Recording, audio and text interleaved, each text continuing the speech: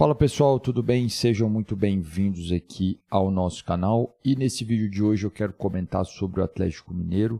A gente teve uma apresentação da dívida do clube, uma atualização dessa dívida feita pelo CEO do clube lá na sede de Lourdes. E aí, o que mostrou que o Atlético Mineiro tem uma dívida de 1,4 bilhão, que essa dívida está aumentando.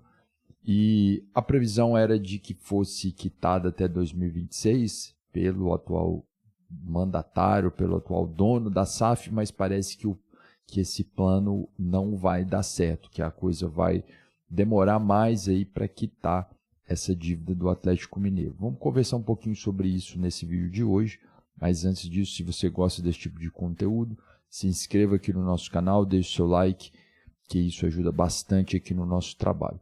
Pois bem, saiu uma reportagem, uma matéria no portal GE, do jornalista André Ribas e da jornalista Laura Rezende, falando sobre o aumento da dívida do Atlético Mineiro. Né? E teve uma apresentação onde o clube buscou ali soluções para diminuir esse débito. Eu vou tentar trazer aqui a reportagem para a gente discutir aqui um pouquinho. Então, a reportagem fala que o Atlético atualizou a dívida do clube e apontou um aumento de 90 milhões em 2024, em projeção do balanço do último ano, que ainda será auditado. Né? Hoje o clube deve em torno de 1,4 bilhão e ainda sem um plano definido para zerar esse valor. Esse aumento considera valores bancários, né? O Profut, que é o Programa de Modernização da Gestão e de Responsabilidade Fiscal do Futebol Brasileiro, e o PERSE, Programa Emergencial de Retomada do Setor de Eventos. A dívida da Arena MRV foi o único fator que, segundo a projeção, terá a diminuição do valor. Os números foram apresentados pelo CEO do clube, Bruno Musi, em evento na sede do Galo em Lourdes. E aqui a dívida que ia diminuir com o planejamento, mas os investimentos um pouco mais acabou aumentando. O planejamento estratégico tem diversas alternativas, como é a decisão estratégica do Conselho, estamos tentando alternativas. Foram as palavras do Bruno Musi, né, que é o CEO lá do Atlético Mineiro. Então, o planejamento parece que saiu um pouco do esperado. Aqui também na matéria eles citam um pouco o que é essa dívida. Né? Vamos tentar dar uma olhada aqui. O endividamento líquido lá do Atlético Mineiro está em torno de bancário, né, de 465 milhões em 2023, ele passou para 507 milhões em 2024. A Arena MRV tinha uma dívida de 485 milhões em 2023, ela foi para 410 milhões em 2024, que inclusive foi a única aí que teve esses valores reduzidos. Né?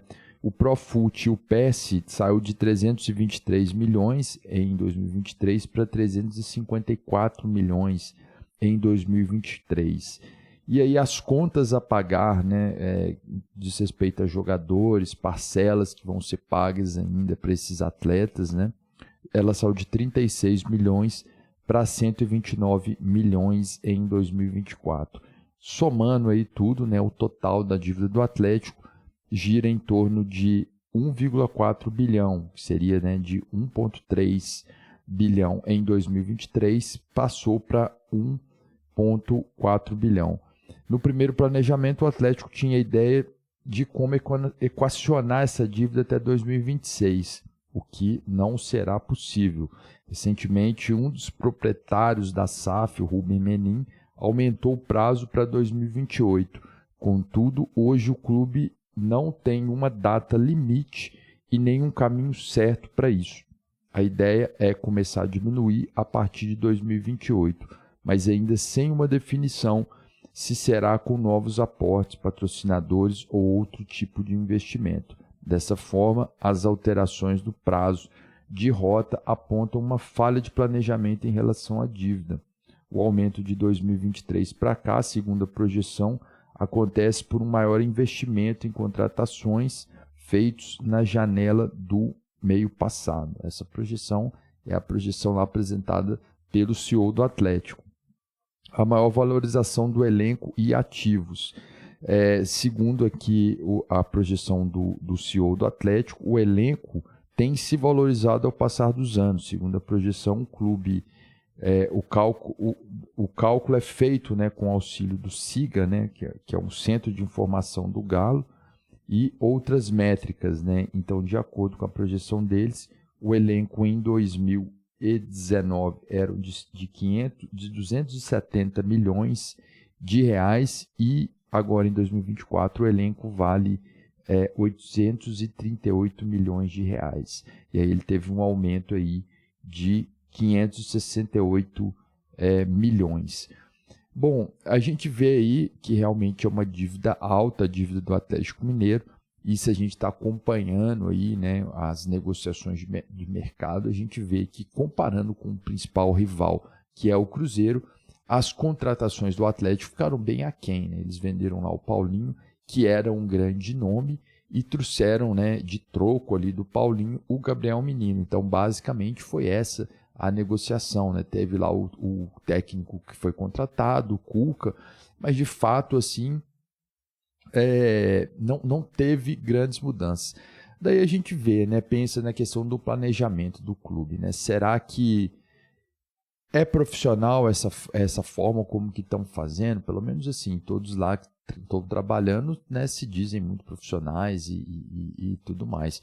Mas a forma como a gente vê no dia a dia, será que esse planejamento realmente é algo que vai ser ali efetivado? Porque na prática a gente vê o seguinte, né? Se a gente parar para pensar, se isso fosse uma empresa normal, uma empresa que produzisse algum bem, algum serviço aí para a sociedade, como qualquer outra empresa que não fosse um clube de futebol, né? Essa empresa iria fechar, porque a gente vê que a dívida da empresa está só aumentando, e não tem uma perspectiva dessa empresa arrecadar algo que vai pagar essa dívida. Não tem como. Então a gente não vê uma perspectiva dessa. Vamos supor que o Atlético Mineiro ganhe todos os títulos em 2025, que é algo que não vai acontecer.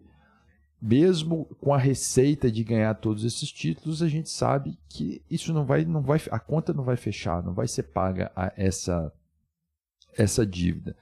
Então, precisa-se ter um plano, né, de como vai pagar essa dívida. Mas isso reflete um pouco da tônica do futebol brasileiro. Isso não é privilégio do Atlético Mineiro, né? Privilégio entre aspas, né? A gente vê que vários clubes estão nessa situação. Não com uma dívida tão alta como a do Atlético Mineiro, né? Alguns até dívidas assim desse mesmo nível, né? Como é o caso do Corinthians, mas vários clubes passam por esse momento aí. E aí a gente vê o seguinte: no planejamento do elenco, não trouxeram ninguém. E aí, será que vão trazer? Financeiramente, a gente vendo aqui, realmente não vai fazer sentido. Não tem como trazer grandes contratações, fazer grandes aportes ali financeiros, já que o clube está devendo.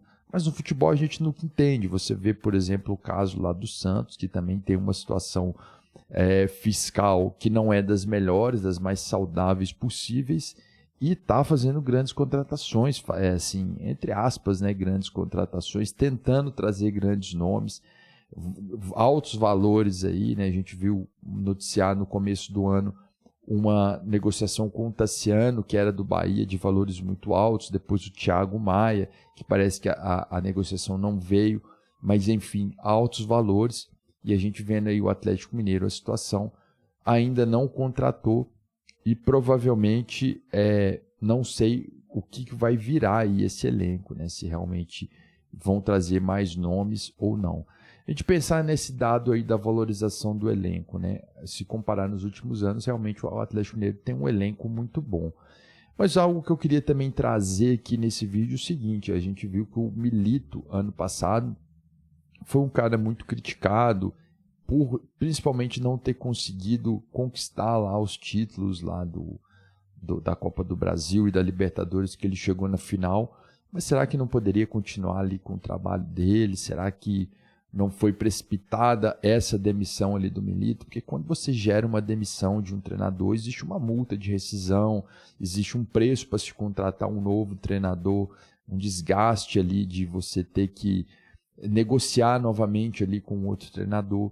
Então, assim, a gente vê que coisas pequenas ali, que ao longo do planejamento a gente não sabe da maneira como isso é tocado, né? Se isso realmente tem uma certa lógica, tem um certo sentido ali no planejamento do Atlético Mineiro. Bom, a expectativa, eu acho que o time do Atlético não é um time dos piores, apesar de não ter feito grandes reforços, mas tem uma base muito boa, apesar da saída lá do Paulinho, tem um elenco muito bom. E o Cuca, eu acho que é um bom treinador, é um treinador que já conhece ali o Atlético Mineiro, tem chance de fazer um bom campeonato, uma boa temporada, mas acho que títulos assim não vejo como favoritos, pelo menos no início aqui dessa temporada.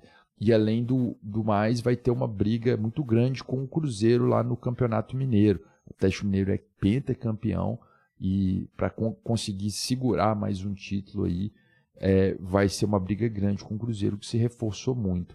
E tirando ali o Campeonato Mineiro, não vejo o Atlético como candidato em nenhuma outra competição. Bom, então era isso aí, minhas impressões aí sobre esse momento aí do Atlético Mineiro, essa alta dívida aí. Deixe aqui nos comentários aí sua opinião. Eu fico por aqui. Um abraço a todos e até a próxima.